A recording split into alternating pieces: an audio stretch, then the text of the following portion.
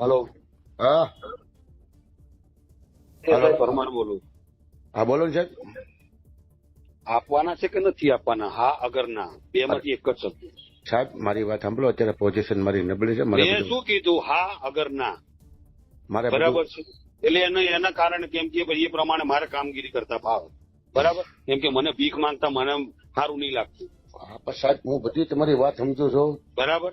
હા પણ અત્યારે મારી પોઝિશન સાહેબ બહુ ખરાબ છે. મેં શું કીધું? ચોખ્ખું હા અગર ના, બસ. એટલે પતિ વાત. એટલે એ પ્રમાણે મારે કામગીરી જે કરવી એ કરવું. કેમ કે હું કાલે છે ને ઘરે બી આવ્યો હતો. કાલે ઘરે ઘર બી બંધ હતું. હા તો ઘરે નહોતો સાહેબ. મને ખબર છે. હા. અમે 7:30-8 વાગે આવેલા. હા.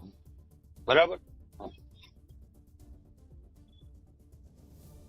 એટલે કેમ કે ચોખ્ખી વાત છે. અહીં તો હા આગળ ના. અહીંયા આપણે એક જ નિયમ છે, કોઈના ઉતરે કોઈ દીવો બળતો નથી. ના ના એ તો સાહેબ તમારી વાત બરોબર છે. બરાબર. જો ઓલા ખરે તમે સાહેબ ખાલી ફોન કર્યો એટલે હું તરત તમારી પાસે આવી ગયો હતો. અરે ભાઈ એક વાત છે, એ વાત એ ગઈ વખતે બી આયા છો કે નહીં, એ ક્યાં ગણાવવાની જરૂર છે? આ વખતે મારે આ 4મી-5મી વખત હું ફોન કરું છું. તમારી વાત સાહેબ હું સમજુ છું. તમને શરમ આવે છે કે નહીં આવતી? મને તો શરમ આવે છે. મેં આ છેલ્લી વખત ફોન કર્યો છે, બરાબર છે. હવે હું કઈ ફોન કરવાનો નથી, બરાબર. આ હકીકત વાત છે. હા તો સાહેબ હવે એકાદો દી કાઢો નહીં. મેં શું કીધું? મને કોઈ ફરક. હું કઈ એક વાત છે, મેં આટલા ટાઈમ નતો પૈસા નતા લીધા તો કઈ મરી નથી ગયો, અને આગળ કઈ મરી નથી જવાનો હું. પણ હું સાહેબ તમને શું કહું, મેં એટલો સમય કર્યો, ધંધો કર્યો ને, તો મેં પૈસા મોકલેલા છે. હું ક્યાં તમને એમ કહું કે નથી મોકલું? અરે ભાઈ એક વાત છે, હું એમ કઉ છું, મોકલાયા હશે, જે કર્યું હશે એ જવા દો. તમે એમ કહો કે મને, તમે એમ કહો કે મને નથી મળ્યા, પણ હું તમને તમારે સાહિત્ય આપું તમારા રાઇટર. અરે ભાઈ એ હું શું કહેવા માંગુ છું, એ ભૂતકાળ જવા દો. એનું એ મારે કઈ ગાવું નથી. એ મને મળ્યા નથી મળે મારે કઈ ગાવાનું નથી, બરાબર છે. કેમ કે આ એક પેલા એના માટે હું વારે ઘડિયા આ 6મી-7મી વખત હું ફોન કરું, સાહેબ હમણાં આવું, ના સાહેબ કાલે આવું, અરે સાહેબ 2 દિવસમાં પોખતો કરી દો, સાહેબ જગદીશભાઈને મોકલી આપજો. અરે યાર બરાબર છે. તો મને કઈ ભીખ, મને ભીખ માંગવી ગમતી નથી. મારામાં છે તાકાત. તો હવે સાહેબ તમે કેમ કરું બોલો? બરાબર. ના ના ના, હું શું કહું?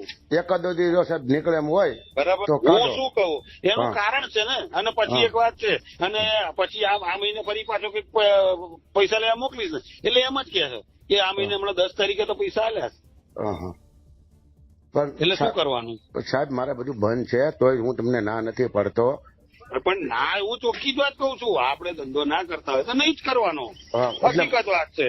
એટલે તમે તારે ડિસ્ટર્બ પૂછો, મને ના પાડેલી છે એટલે હું કઈ નથી કરતો. પણ હું શું કહેવા માંગુ, કઈ વાંધો નહીં, કઈ વાંધો. મેં પેલા કીધું તો ખરું, બરાબર છે.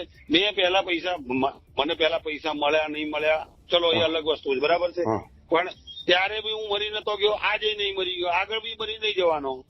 પણ હું તમને એમ કહું સાહેબ, તમે એમ કહો કે મને નથી મળ્યા, પણ હું તમને તમારા રાઇટર પાસે હરૂભરું વાત કરાવું. બોલો આજુભાઈ એ અલગ, એ ભૂતકાળ છોડો, એમાં મારે કાંઈ પડવું નથી, બરાબર છે. નકર તમે આજુભાઈ તમારા રાઇટર હતા એ લઈ ગયેલા છે, નરેશભાઈ તમારા રાઇટર હતા એ લઈ ગયેલા છે. બધા ભગવાન બધાનું ભલું કરે. બરાબર. હું પ્રાર્થના કરું છું, ભગવાન બધાનું ભલું કરે. બરાબર. એટલે મેં એટલા માટે મેં કીધું, હું જો પૈસા મળશે સારી વાત છે, નહીં મળે તો કોઈ વાંધો નહીં. કોઈ મરતું નથી ને કોઈ મરવાનું નથી. કાંઈ વાંધો નહીં સાહેબ, હાલો હાંસ સુધીમાં હું તમને પોગાડી દઉં. હલો લાલો બોલો સાહેબ. બોલો. પરમાર સાહેબ બોલો ને. હા. હવે સાહેબ કાલે મારા મમ્મી દવાખાને લઈ ગયો હતો હું, એટલે કાલે તમારી પાસે ન આવી શક્યો. હવે અત્યારે ભૂત સાહેબ છે ને, ભૂત સાહેબ ના દવાખાને એને પાટા બંધાવું છું. હમણાં પાટા બંધાવે એટલે સાહેબ બંધવા પડ્યું, એટલે હું તમારી પાસે આવી જાઉં છું. અને સાહેબ અત્યારે મારો થોડી પોઝિશન નબળી છે ને કે સાહેબ હું તમને બીજો ફોન ન કરવા દઉં. એમ નહીં, આમાં કેવું છે કે મને કેવું થાય કે આખા ગામ ભલે જે હશે આખા ગામને મળે, મને ભલે હું, અને મને એવું છે કે મારે અત્યારે શું છે, ચોખ્ખી વાત કહું, મારે અત્યારે પશ્ચિમ બંગાળની એક તપાસ આવી છે, એમાં 30-40 હજાર રૂપિયાનો ખર્ચો છે. તકલીફ એ આવીને ઉભી રહી છે કે ઘરના કાઢવા પડે ને, એટલા માટે બસ એ વાત છે, બીજી કોઈ વાત નથી. બરાબર. હાલો. હા હા તો વાંધો નહીં, ફોન કરો. હું સાહેબ હમણાં નવરો પડું ને ભૂતચર ને દવાખાને તો હું હા મારા મમ્મી ને ડાયાબિટીસ ને એવું બધું લો થઈ ગયું છે ને ભાઠા પડી ગયા ને એવું છે ને કાલના દવાખાને છું પણ હમણાં રજા આપશે ને હવે છે ને સાહેબ આજકાલ તમને 5,000 રૂપિયા આપી ઓલા કરે મને કંઈક ઓછું કરી દેજો તમે સાહેબ. અત્યારે શું છે કે હવે આપણે તમને બધું ખબર જ છે હવના ખર્ચા હાલે. હા તે વાંધો નહીં. એ વાંધો નહીં તો હું તમને ફોન કરી અહીંયા છો ને? અહીંયા જ છું. હા તમે કહો કે બધા બંગાળ જાવ છું એટલે એ માટે. ના ના બંગાળ 2 દિવસ પછી જવાનું. હા ભલે ભલે સાહેબ વાંધો ને સર.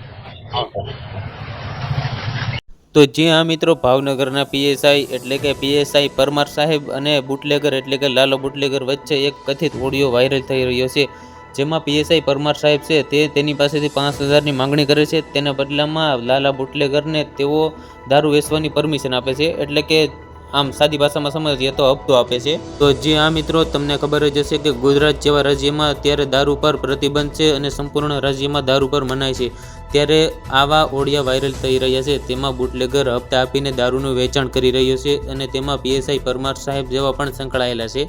તો જી હા મિત્રો, અત્યારે ગુજરાતમાં દારૂ બંધ છે અને અત્યારે એક જ વાત છેલ્લે નીકળે છે કે જો તમારી પાસે પૈસા છે તો તમે કોઈ પણ રીતે દારૂ વેચી શકો છો અને તમને કોઈ રોકવાવાળું પણ નથી. તો જી હા મિત્રો, તમે જ જોઈ લો કે આ ગુજરાતમાં આવા કેટલા કિસ્સા બને છે જે પૈસા આપી અને દારૂનું વેચાણ કરે છે. અને હા મિત્રો, આવા અધિકારીઓ જ્યારે તેમના ઘરે જતા હશે ત્યારે તે કઈ નજરથી ત્યાં રહેતા હશે અને તેના મમ્મી પપ્પા અથવા તેના બાળકને શું સંસ્કાર આપતા હશે તે પણ તમે કમેન્ટમાં જરૂરથી જણાવો.